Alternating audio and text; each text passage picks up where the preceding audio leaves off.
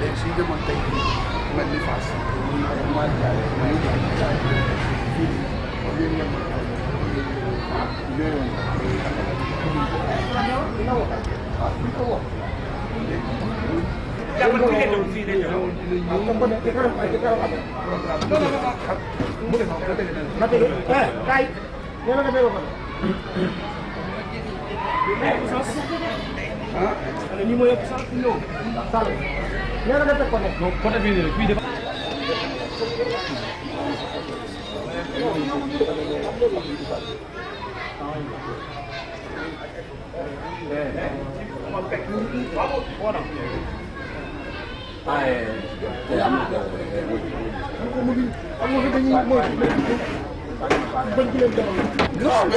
man fii dafa am côté yoo xam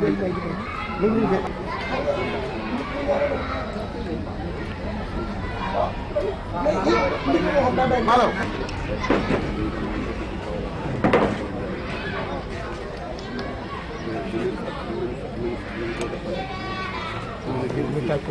taaj ko teg ko nii bu ko taajee teg ko nii jël saako bu nekk teg ci limu saako yi génn kenn ku nekk taxaw ci المحلية الريفية تدخل هنا في المحلية الريفية ميري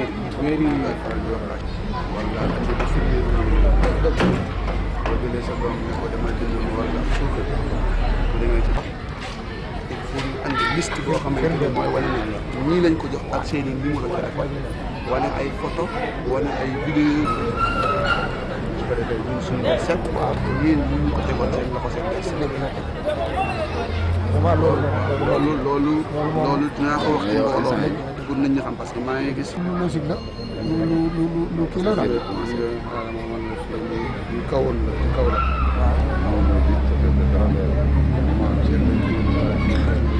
su nekkee mën nañ commencé. waaw am na léegi mu génn moom suñu jublu kaw saa moo xamoon naka yoon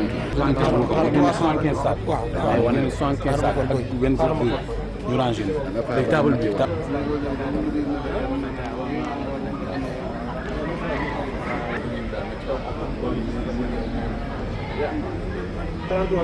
nekkee génn auberge wala hôtel.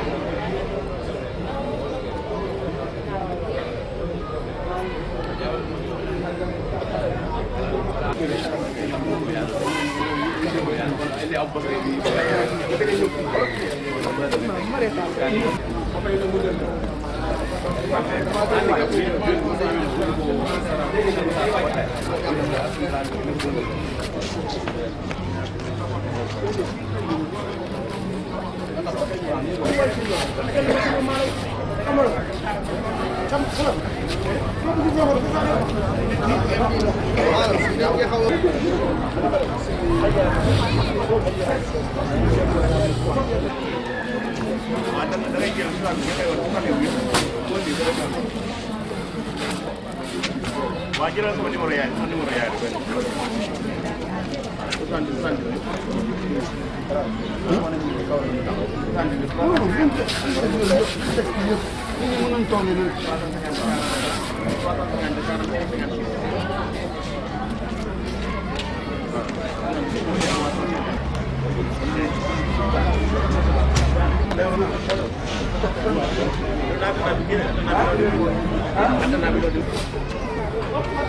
c'est pas grave.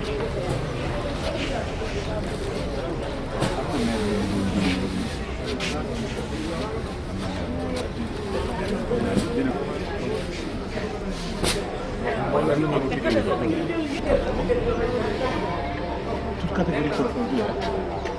secteur ingénieur, technicien,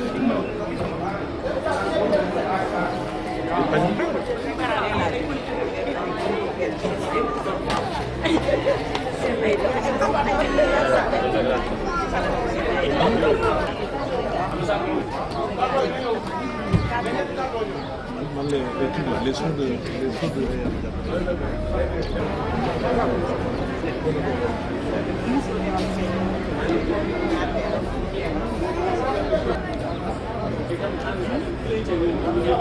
même ça peut dire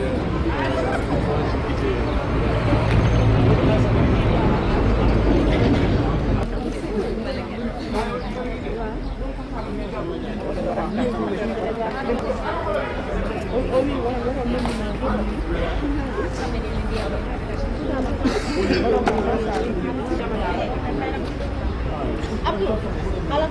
pada pihak ada yang kau lihat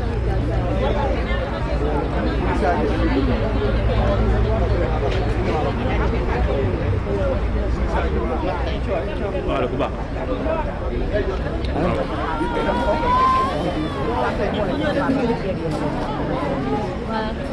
She's making fancy getting out of it. I see like for that.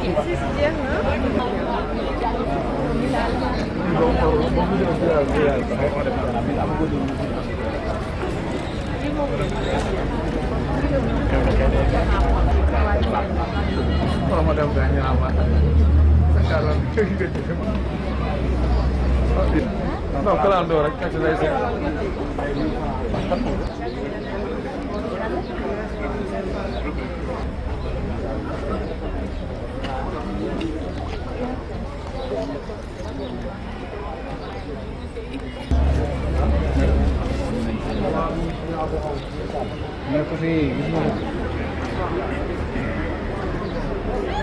waaye dañu wax ni ñi bindoon ci liste bi di yoru carte d'identité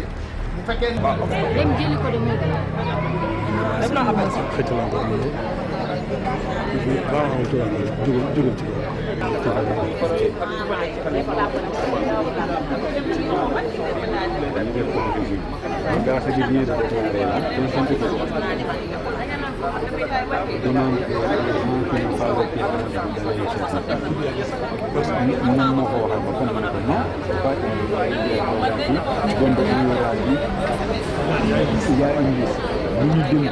kenn du ci doole kenn du ci wax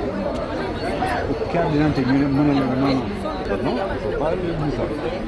donc après mu ne mooy doon di changer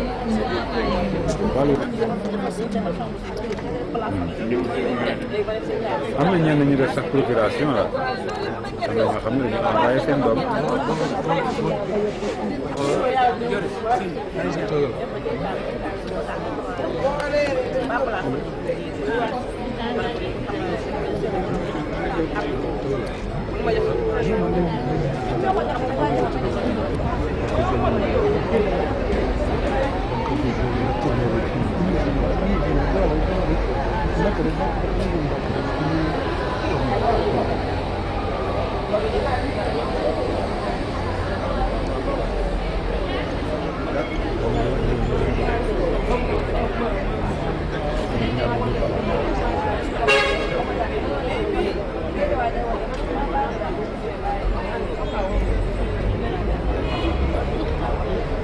Ce truc-là,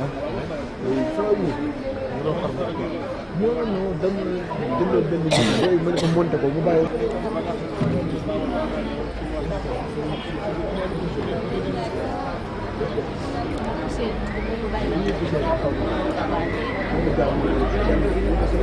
Mu daw. Lu bëgg xale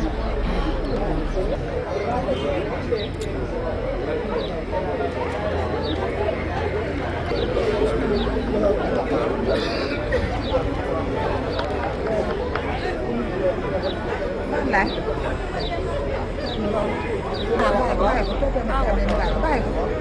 loolu la ñuy ba jigéen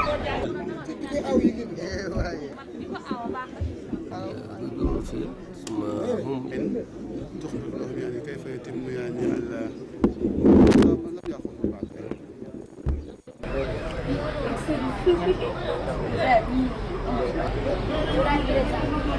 Dạ.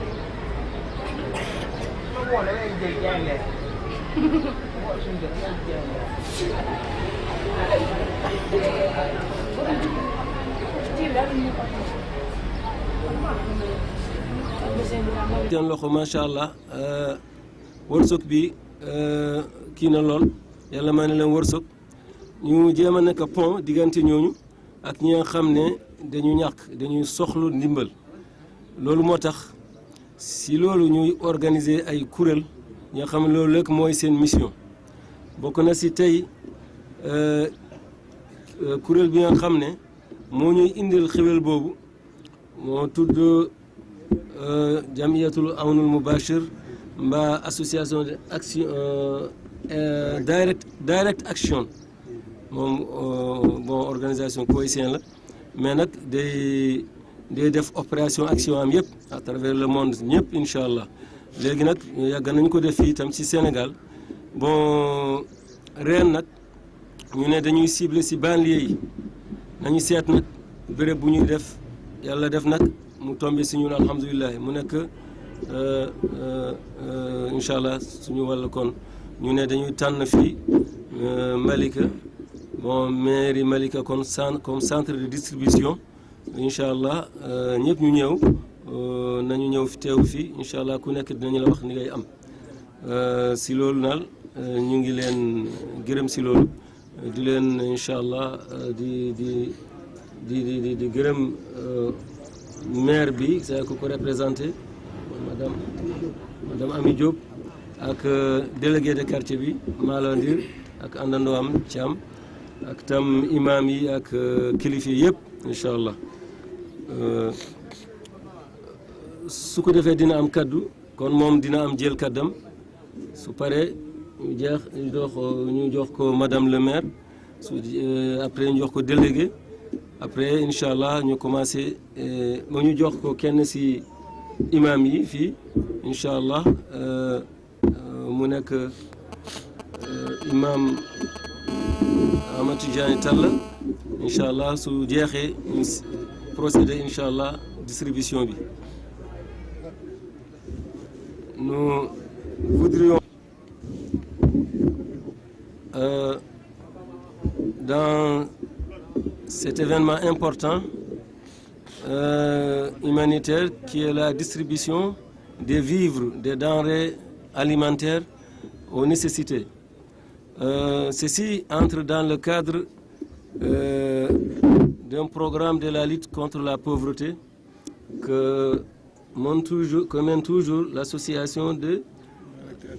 Direct Aid Society.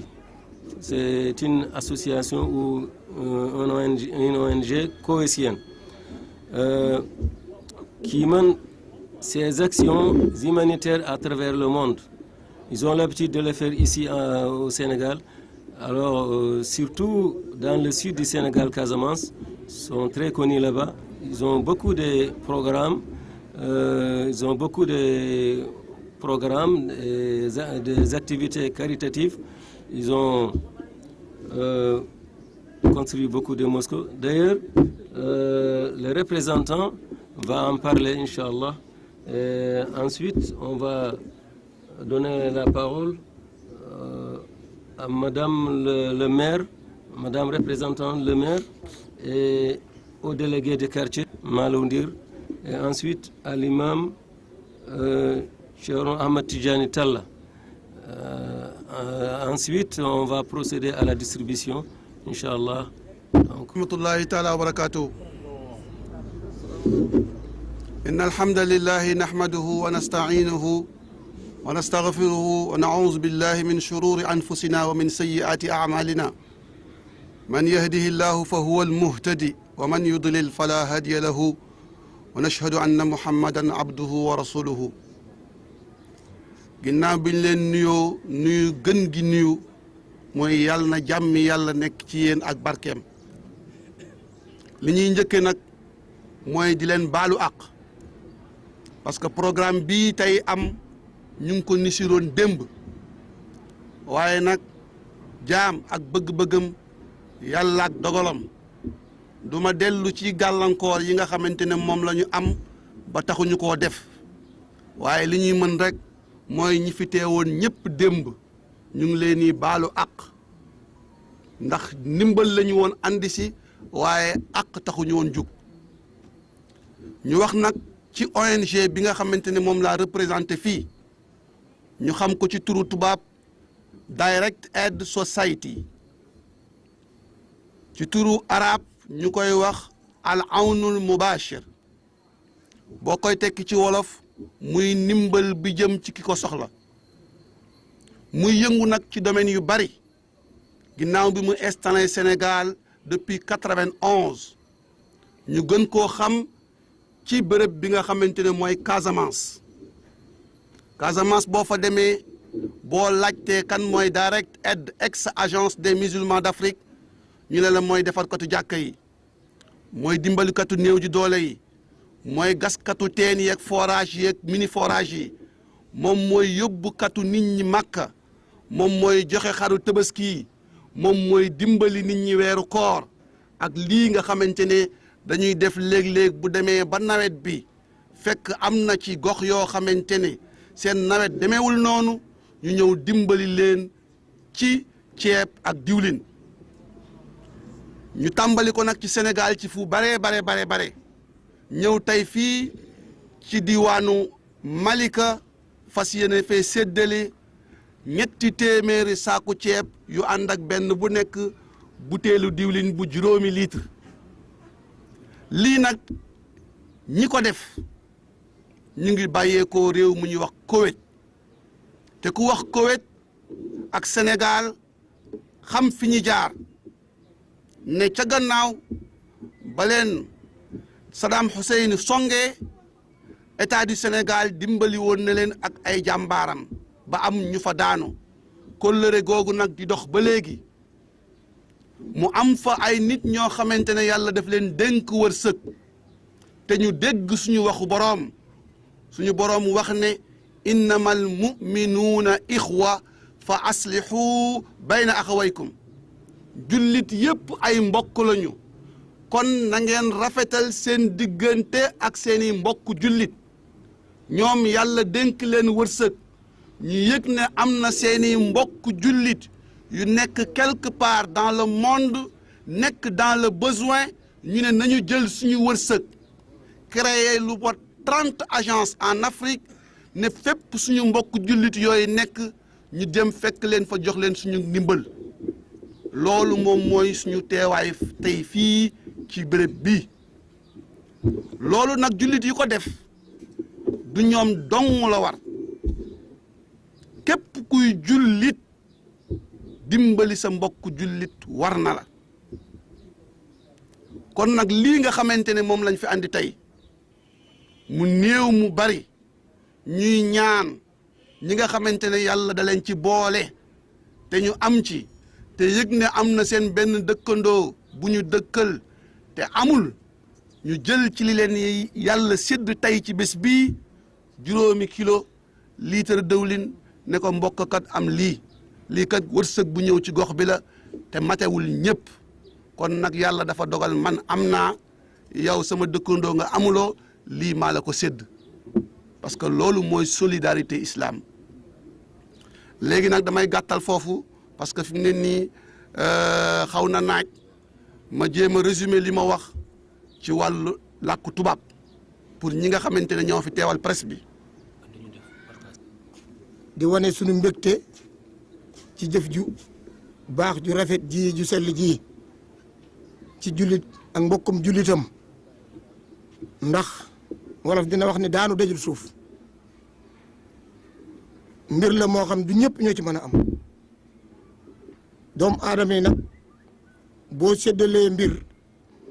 ña am duñ wax dara waaye ña amul dañuy ñaxtu waaye comme ni ko oustaz waxee ku am sa morom amul la nga am nga sàkk ci tuuti jox sa morom ndax kat ñi nga xam ne ñoo ko fi indi noonu la ñuy doxalee seeni mbir ginnaaw loolu maa ngi dellu di sant Abdou Khadir mi nga xam ji moom la ñu dëkkal mu bokk ci seen ONG bi wax dëgg yàlla nit la koo xam ne ji nii lépp lu mu yëkkati am ko dina ko indi ci gox bi bu ñëwee dina jaar ci man jaar ci imam ne nangam am na seetal ñi ko yeyoo nga jox leen ko loolu Abdou Khadir yéen ñi muy fekk si ngeen xam loolu lu ngeen ko mës a jox ñëw na teew waxtaan ci ak man ak imam ni jox leen ko ñi ko yeyoo kon loolu bu ñu amoon fukk yu mel noonu ci gox bi du ñu wax dara bu ginnaaw loolu yéen ONG bi yéen itam ñu ngi leen di sant bu baax a baax ndax romb ngeen ay communes yu bëree bëri andil ñu ko te soxla woon nañu ko ndax jamono bi da nga gis koo xam ne day mbubam day set wicc mu solu col gu rafet fekk na ma nga coono boo xam ne ji boo ko xamoon da nga naa déeri kon jamono bi yaakaar naa ni toppul ci col kon jëf ji ngeen def jëf ju rafet la ca des di wane suñu kontaan ak suñu mbégte di wane suñu kontaan suñu mbégte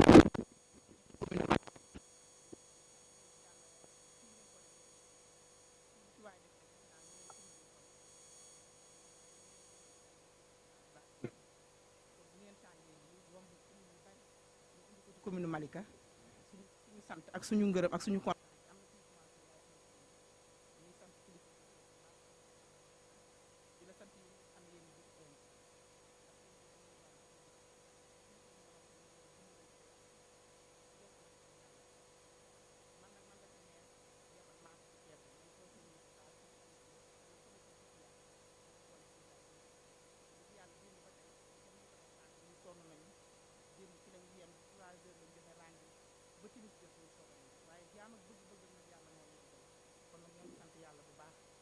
sant yéen tamit ndax démb ci ni ma ko déggee démb am na ci kanam yoo xam ne xàmmee naa leen démb ñoo xam ne du commune Malika rek ndax li ma dégg tey nga lim ko ci lépp kon du commune Malika rek ci loo xam ne war nañu leen yëpp booy xool suñu jumut yi waaye ñu ngi fi Pikine ñu ngi fi beneen commune ak beneen commune ñu ngi fi kon bu ngeen tànnee ñoom ñëpp seeni ndaw war a jóge foofu ñoom fi pour jël si fi ndimbal wax dëgg yàlla ñoo ngi leen di sant ñoo ngi leen di gërëm daan nag dajul suuf comme ni mu ko waxee sànq monsieur le maire di ma wax ne mi ngi leen di tàllal loxo bu baax fii ci Malika ndax Malika wax dëgg yàlla ay jàmbaar lañu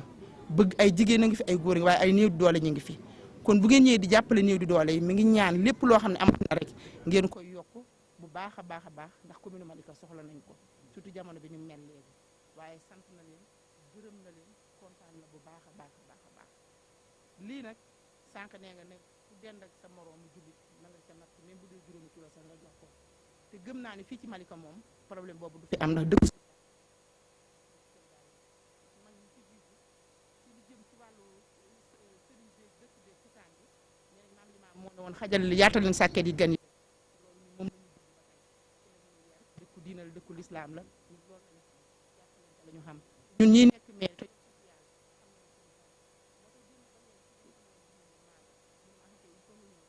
moo wax nga dem ba di yaay dem ndax sa commission la fi amul droit pour toogal la ko yaa ko war a toog di maire bi keneen dafa doon loo xam ne dafa nekk Sénégal kenn ku nekk xam ne Sénégal même bu ñu ko mën waxtaan ci maanaam ne bu population yi nekk bu woo ma waxtaan ci man ngeen xamante ne yéen a ngi suñu niveau mel ni am na kontaan bu ñu commencé waaye amul kontaan nañ trop parce que fii conseil municipal lañ ci wax madame Ka démb ba léegi madame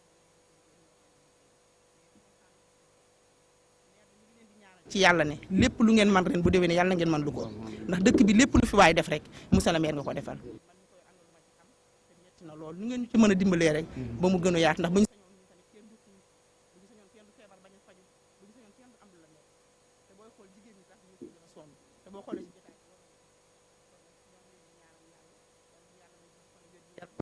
yàgg koo teewe yàgg koo def muy nuyu imaam yi dala jëlekaat yi ñëpp dëgg yàlla maire nuyu na ñëpp sant na ñëpp gërëm na ñëpp lañ ma wax ñun ñëpp comme ni ko mbokk mi waxee ñu ngi leen di sant di bëgg ci ñoom di leen ñaanal yàlla yal na yàlla dëgëral taxawaay ñun tam yaakaar naa war nañu yëg benn yëg-yëg mooy jullit bu nekk Kuwait di xalaat jullit bu nekk fii ci Sénégal mbokkam ba di koy yónnee lu mu dimbali ko ci wàllu dundam ñun tam war nañu xalaat suñu diggante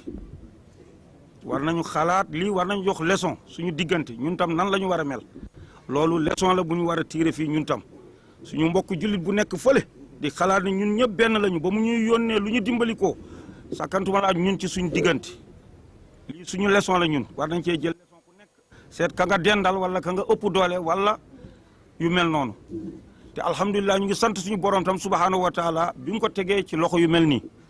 bari na lu ñuy dégg ay ndimbal yu jëm ci miskin yi fii su ñëwee ñu ëpp alal ci réew ñoo koy aaki moom miskin daf koy dégg ci noppam rek du ci jot kon nag ñu ngi sant yàlla subhanahu wa taala mi ko teg ci loxo yu mel nii ba mu mën a egg encore ci miskin yi nga xam ne ñoom ñoo ko war a jëfandikoo waaw parce que su dul woon loolu ñun dañ koy dégg suñu nopp rek mais duñ ci jot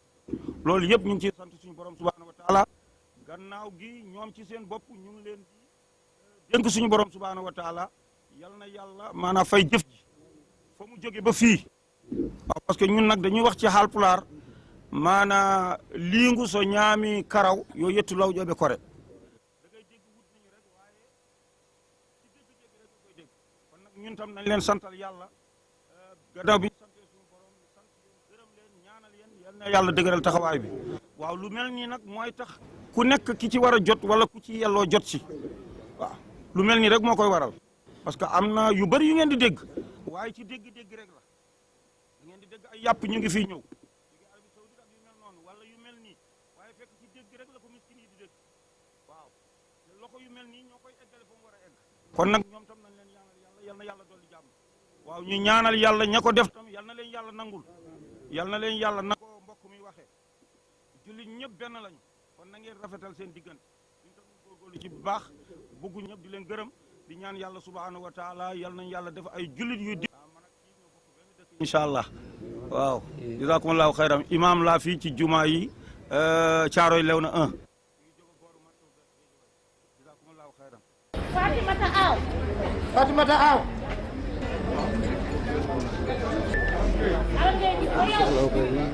Allô, imam. D'accord. Je m'appelle El Hadji Sall, je suis le représentant de l'ONG Direct Aid Society, chargé de mission. Voilà. Faites-nous une petite présentation d'abord de cette ONG. Bon, l'ONG Direct Aid, ex-agence des musulmans d'Afrique, est installée au Sénégal depuis 1991, au sud. Et l'ONG s'active sur, si je peux résumer, sur 3 domaines. Dans le domaine dans le domaine social, dans le domaine de l'éducation et dans le domaine de l'hydraulique. Alors, vous avez aujourd'hui, qu'est-ce que vous avez à votre actif dans le sud ou dans le pays? Bon, l'ONG a 5 agences, 5 centres orphelinats au Sénégal, dont une à Kolda, une autre à Bignona, Sédhiou, Ziguinchor et Diass, dont le nombre des orphelins est à peu près à 1000 orphelins. Et les orphelins sont logés, nourris, habillés, instruits en langue française et en langue arabe durant toute l'année scolaire. Ils sont pris en charge totale par l'ONG. Et l'ONG aussi s'active dans le domaine de la santé avec 1400 opérés de cataracte tous les ans sur 7 camps de cataracte. Oui. Et avec plus de 1000 opérés avec des partenaires pakistanais, la Fondation Al-Bassar International. Voilà. Aujourd'hui à Malika, pour distribuer du vivre, ouais. Pouvez-vous revenir sur le choix de Malika et qu'est-ce qui a été distribué, le montant exact? Voilà, l'ONG aussi a le programme social. À chaque année, l'ONG distribue au niveau du Sénégal pour 20 000 familles à cette même période des sacs de riz et d'huile et même des fois avec du lait et du sucre pour les familles nécessitées. Tout récemment, j'étais à Kaolack, dans le département de Nioro, Guinguinéo et Kaolack pour distribuer 800 sacs de riz et 800 bouteilles d'huile. Aujourd'hui, nous sommes à Malika pour distribuer 300 sacs de riz avec 300 bouteilles d'huile pour les familles nécessitées. Oui, pour les veuves, les handicapés et les gens diminués. Ouais. Vous appuyez sur quelle structure pour faire la sélection? Bon, ça, on laisse ça à la main des actions sociales. On donne un quota de riz et d'huile aux actions sociales. C'est eux qui choisissent, qui connaissent la population, qui sont plus proches de la population. C'est eux qui font le recrutement des personnes qui doivent bénéficier de ces dons. Alors, maintenant, vous avez fait la Casamance, un peu le Sine Saloum et les autres localités du pays. Non, j'ai résumé seulement sur ces localités que j'ai citées. Mais on est presque dans les 14 régions du Sénégal. On est à Matam, on est à Louga, à Saint-Louis et partout. J'ai résumé juste parce que nous sommes une équipe et des fois, une partie de l'équipe sont au nord, une partie de l'équipe sont au centre et une partie de l'équipe sont au sud. Moi, j'étais à Kaolack, aujourd'hui je suis à Malika. Peut-être demain, je serai à Dakar, précisément à Fass ou bien à Ouakam, dans mon localité. Alors, est-ce qu'il y a une question qui vous paraît importante que moi j'ai certainement oublié de vous demander? Pas dire un message. Bon, ce sera un peu difficile, mais presque je vous ai résumé les activités de l'ONG. Et bon, aussi l'ONG est installée au Sénégal, comme je l'ai dit, depuis 1991. Et l'ONG compte 30 agences en Afrique qui fait la même chose que l'ONG, le bureau du Sénégal fait. Alors, est-ce que l'ONG pense à s'impliquer peut-être dans le secteur agricole? Parce qu'on dit souvent qu'au lieu de donner tous les jours du poisson, il faut aider à pêcher, n'est-ce pas, à aider ces gens-là, n'est-ce pas, à s'installer quelque part pour faire, n'est-ce pas, du maraîchage ou alors de l'agriculture au sens large du terme, pour se prendre entièrement ensemble. Oui. Dans le programme de l'ONG a des projets qu'il finance qui s'élèvent à peu près de 200 à 500 à 1000 euros. Selon le projet de celui qui se présente au l'ONG pour demander de l'aide. Des fois, on voit des gens qui ont des projets d'agriculture, des fois des gens qui ont des projets d'études, qu'on les finance pour qu'ils puissent continuer leurs études. Des fois, il y a des gens qui demandent des projets dans d'autres domaines. Donc l'ONG, comme je t'ai dit, l'ONG est prête à aider beaucoup de la population du Sénégal sur leurs projets. Ouais. Et à qui il faut s'adresser pour les projets? Pour les projets, il faut s'adresser à l'ONG Direct Aid Society. Notre siège se trouve à Dieuppeul. Ouais. C'est bon? C'est parfait. Voilà.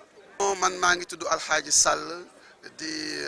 représentant agence des musulmans d'Afrique. Nous sommes Direct Aid Society. Je suis ONG bi ma nekk ci chargé de mission. Alors ku la laaj ONG boobu lan la wund loo ciy tontu. ONG boobu li mu wund moom mooy su ma koy tënk dama naan ci ñeenti domaine la ne lay yëngu li ci ëpp dina yëngu ci domaine de la santé ak ay camps de cataracte yoo xamante ne da koy organiser at mu nekk avec le ministère de la santé et de l'action sociale mu toll ci junni ak ñeenti téeméeri nit yoo xamante ne dañ leen di opérer te duñu fay dërëm. Jox leen ay garab assurer leen seen suivi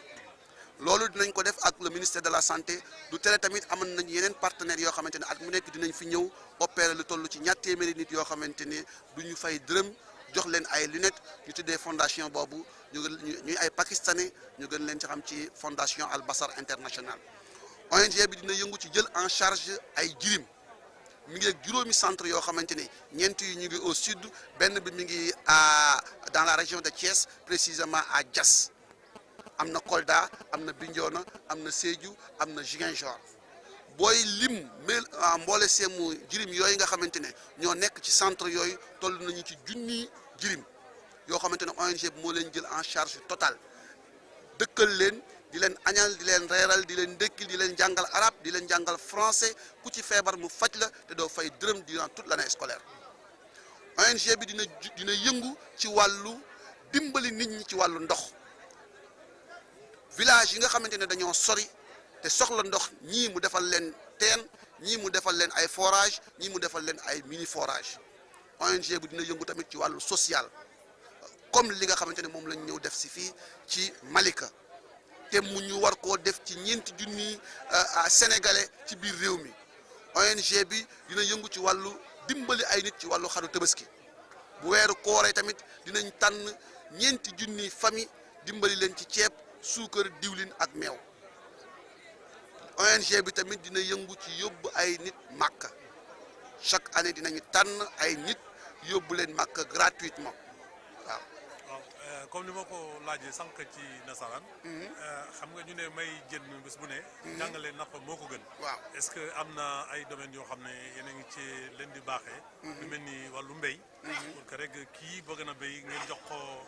ngeen yóbbu ko fenn foo xam ne rek mën na fa dem maraîchage yooyu surtout ci point ndox yooyu rek pour mu am lu mën a sutur. waaw ONG bi tamit am na ay projet de financement yu muy financer ay nit mu toll ci €200 €800 ba €1,000 selon nit ki projet bi nga xamante ne moom la ñëw demandé ko ONG bi am na si ñoo xamante ne dañuy ñëw ci wàllu agriculture am na si ñoo xamante ne dañuy ñëw ci wàllu élevage am na si ñoo xamante ne dañuy ñëw ci seen wàllu njàng loolu lépp dañ leen koy financer ci seen wàllu jàng mooy ay bourse wala ay aide yoo xamante ne dañ koy jox nit ñi. alors waaw tey ci Malika dañoo ñëw ak ñetti téeméeri saaku ceeb yu ànd ak benn bu nekk benn butéel diwlin war ko séddale commune bu Malika teg ko nag ci ñi nga xamante ne ñoo fi yore wàllu ndimbal ñu leen di wax action sociale teg ko seen loxo ñu tànn ci gox bi ñetti téeméeri nit yoo xamante ne ñoo war a bénéficier wu ci ndimbal yi nga xamante ne moom lañ fi andi tey.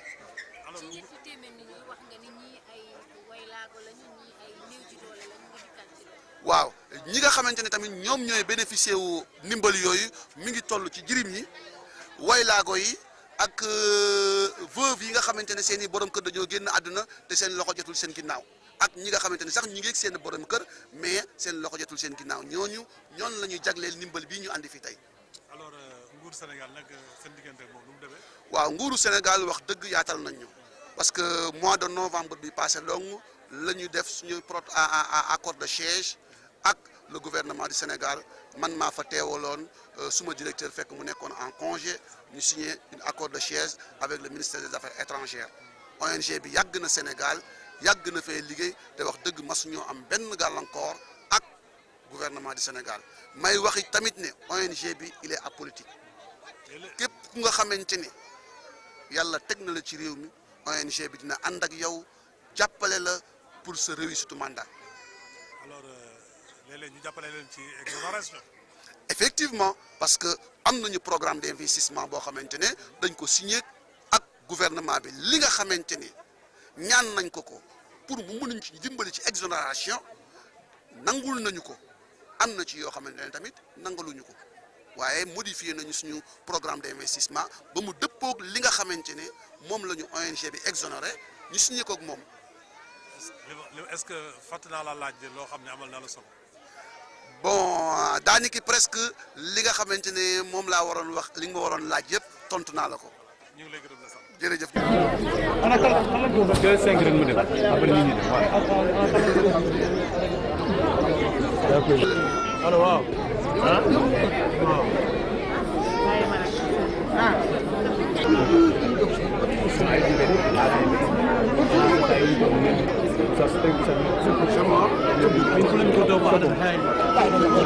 c'est bon keneen nañu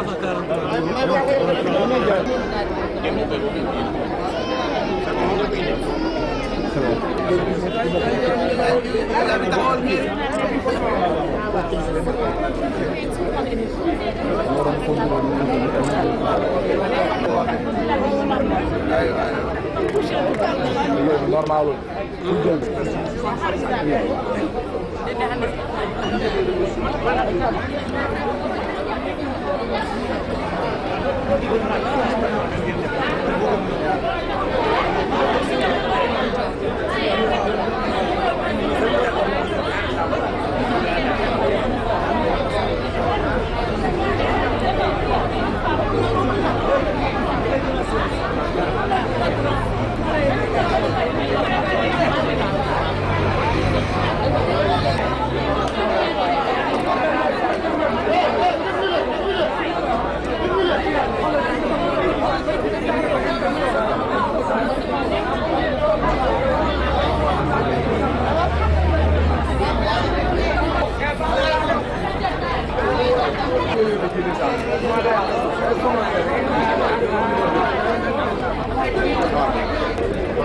So with the arm, yeah, with the arm.